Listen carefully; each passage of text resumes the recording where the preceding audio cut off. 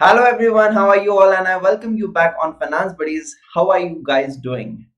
आज मैं तुम्हारे फायदे की बात करने वाला हूँ. Yes, I am going to tell you that which is the best option to save your taxes.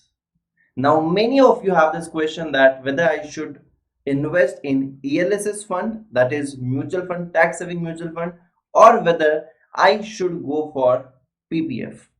Now this question arises, many of them is actually confused between these two. लेकिन मैं कहना चाहूंगा दोनों भी प्रोडक्ट बहुत अच्छे हैं. Let us directly jump into the answer that ELSS या PPF. Let us try to understand what are the benefits of ELSS and what are the benefits of PPF. What is the risk of ELSS and what is the risk of PPF? What are the returns in ELSS and what are the returns in PPF? And what is your risk taking capacity and how conservative you are. It totally depends upon person to person and what his goals are. So you cannot generalize directly that yes, you should directly invest in ELSS, this is best for you. No, absolutely not. And never ever advise anyone directly that you should invest in ELSS or you should invest in PPF. That would be absolutely wrong to advise directly without knowing any of the facts. So बढ़ते हैं हम लोग आगे और समझते हैं इस दोनों बहुत ही what I can say that कि बहुत ही कॉमन क्वेश्चन जो होता है सबके मन में. सबसे पहले हम लोग जाते हैं थोड़ा सेफ ऑप्शन के पास जो कि है पीपीएफ के बारे में, that is public provident fund के बारे में. And let us try to understand the public provident fund क्या है.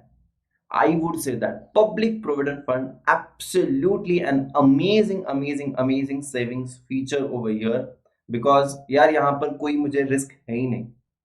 No I don't have any risk over here. यहाँ पर बस फायदे ही फायदे हैं.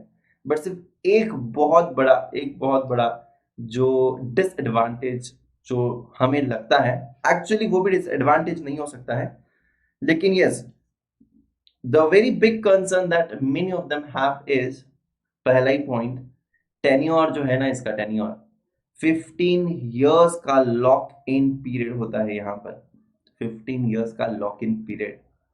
Now this is only one of the features जो शायद हम लोगों को थोड़ा सा अच्छा नहीं लगता है. Otherwise you can see over here interest rate is 7.1% compounded annually. Now I won't say that it's the best of the best interest rate, definitely not, but yes, this is assured returns because यहाँ पर तुम लोगों को जितना यहाँ पर interest rate बोला गया उतना तो मिलने ही वाला है तुम्हारा पैसा, राइट.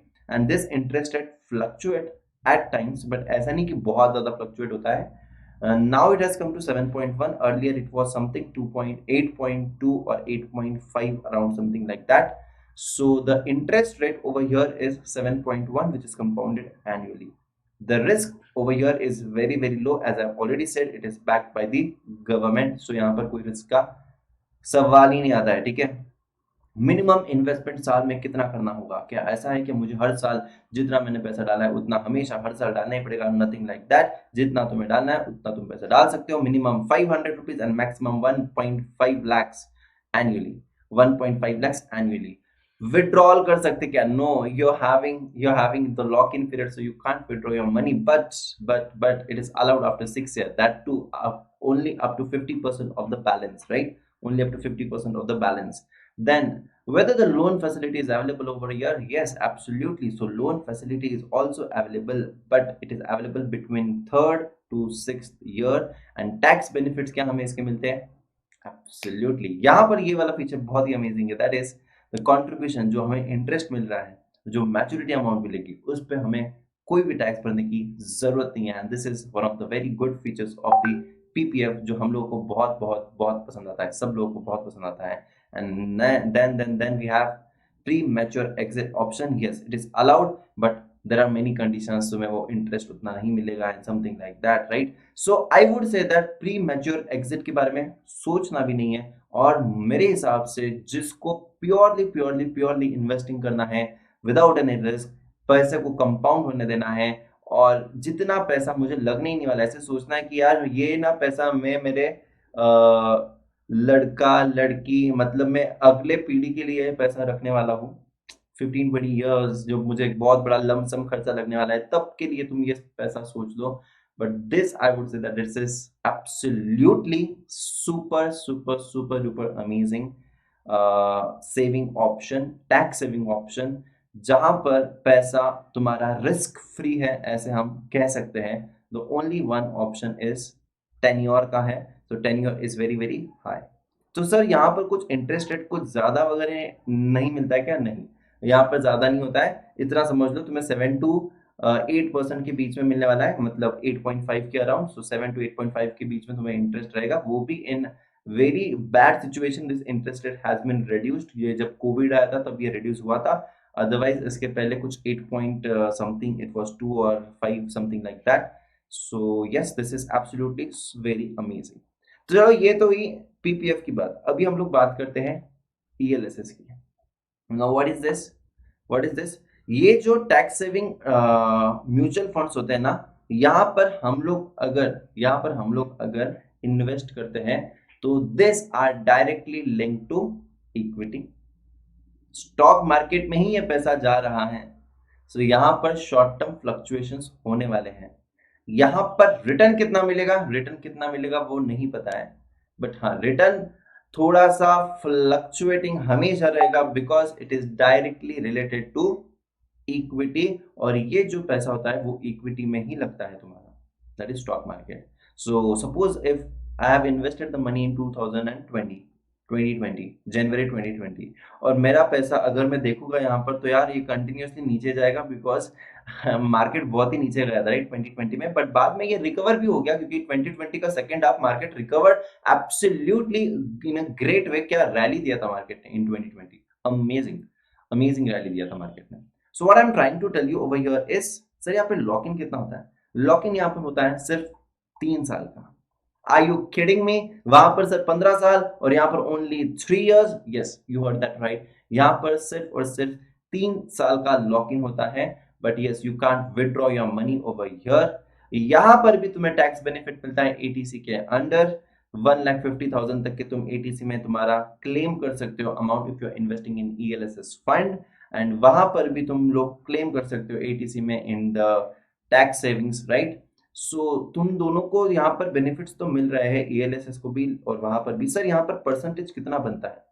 अगर मैं रफली कैलकुलेट करूं, सो यू कैन एक्सपेक्ट दैट 10% से 15% 3 साल में मार्केट कितना भी उतार चढ़ाव हो जाए, एवरेज रिटर्न तुम्हें जो मिलना चाहिए, मुझे ऐसा लगता है कि यार 10 to 12% तक का रिटर्न तो तुम्हें मिल ही जाना चाहिए.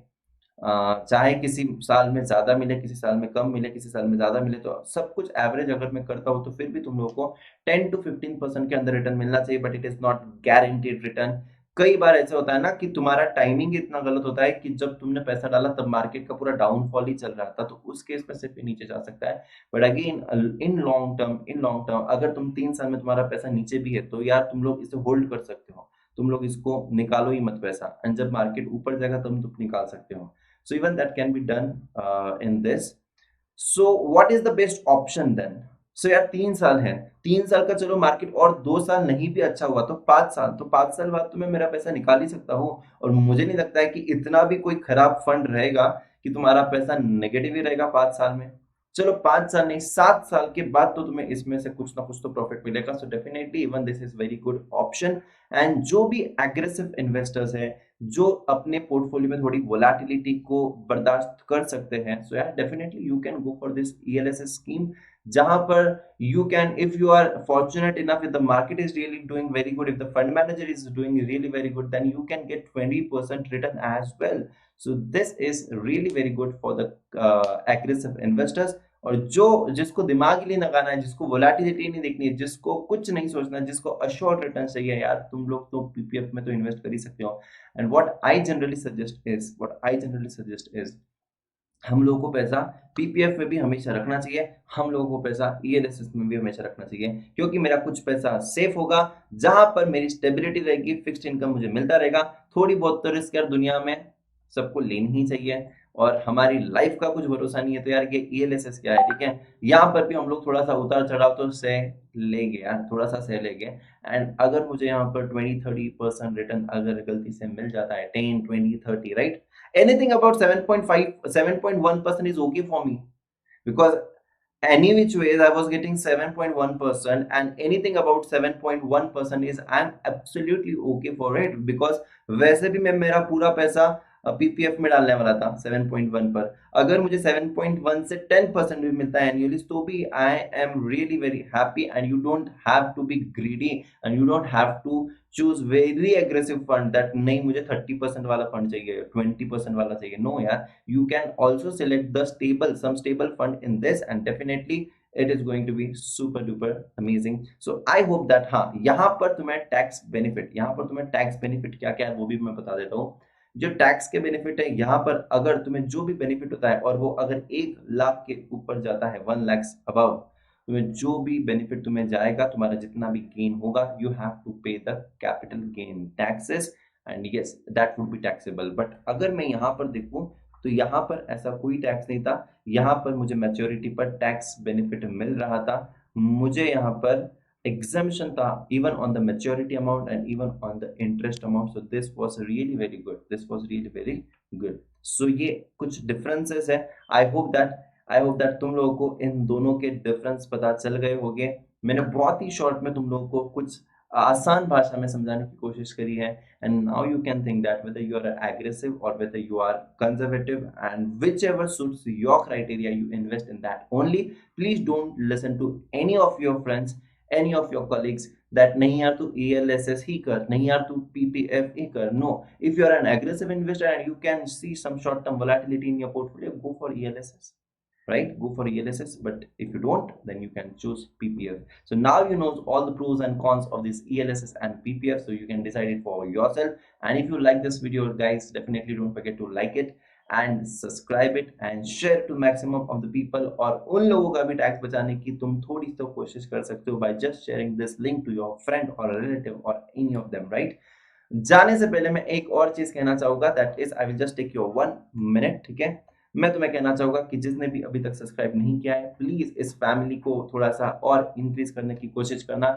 आई am on the mission of financial literacy where I am going to share some short videos to just share my knowledge with you guys, and yes, and we have to create the awareness, we have to create the financial literacy।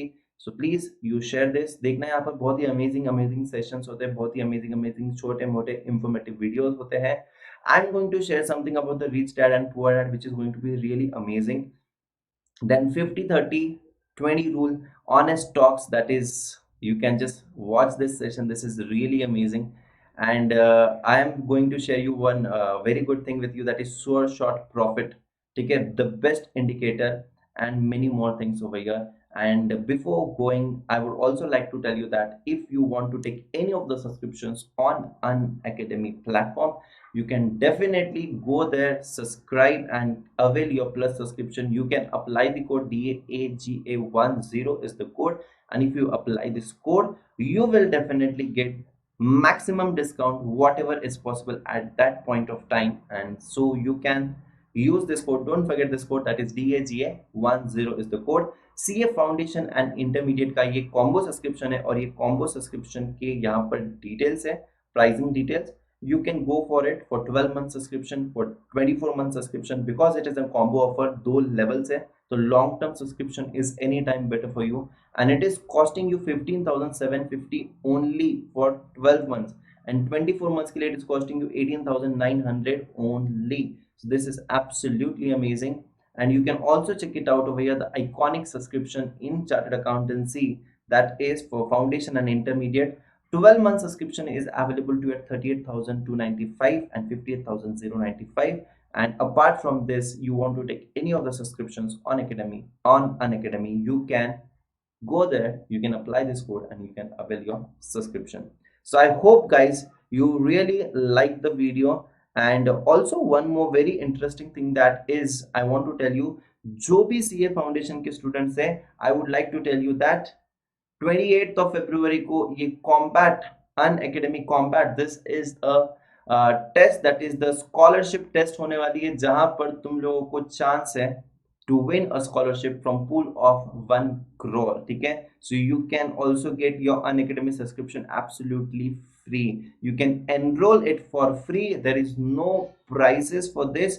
ठीक है, तुम्हें कोई भी यहाँ पर पैसा देने की जरूरत नहीं है. You can use this combat test series to get the scholarships, and you can also use this code DAGA10 to enroll it for free. So thank you so much. Tata, bye bye, take care, and I hope you like the video, and happy investing. Thank you so much.